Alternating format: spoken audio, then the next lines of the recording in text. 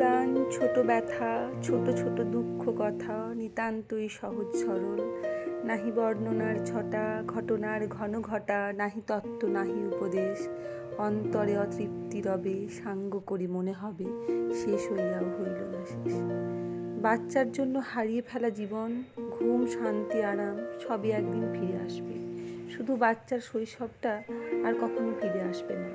সকাল সকাল ঘুম থেকে উঠেই নিজের কথা না ভেবে বাচ্চার জন্য খাবার বানাতে আর ছুটতে হবে না রান্নাঘরে।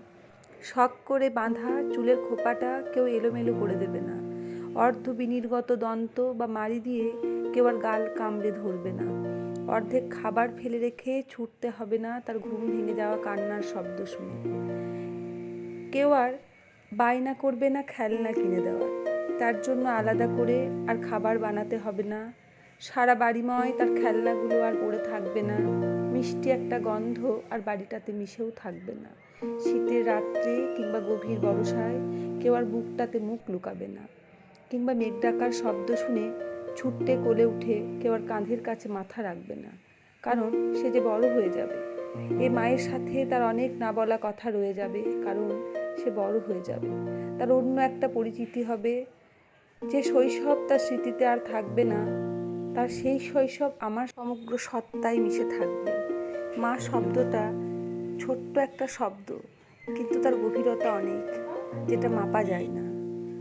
মাতৃত্ব বড় মধুর একটা সম্পর্ক। মাতৃত্বের অনুভূতি হলো পৃথিবীর শ্রেষ্ঠ অনুভূতি।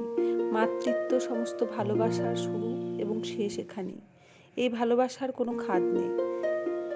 কোনো মাতৃত্বের অনুভূতি একটা নারীকে সাধারণ থেকে অসাধারণ করে তোলে। সত্যি মাতৃত্বের থেকে সুন্দর আর কিছু হতে পারে না। এই যে সারাদিন তার পেছনে এত ছোটাছুটি করি, তার এত আবদার মেটায়, একদিন হবে যেদিনকে আমি একলাই বসে থাকবো, অথচ এই দিনগুলো আর কখনো ফিরে আসবে না। তখন আর সময় কাটানোর মতো একটা মানুষও খুঁজে পাবো না। তাই আজকের এই দিনগুলোর একটা মুহূর্ত আমি নষ্ট করতে চাই না।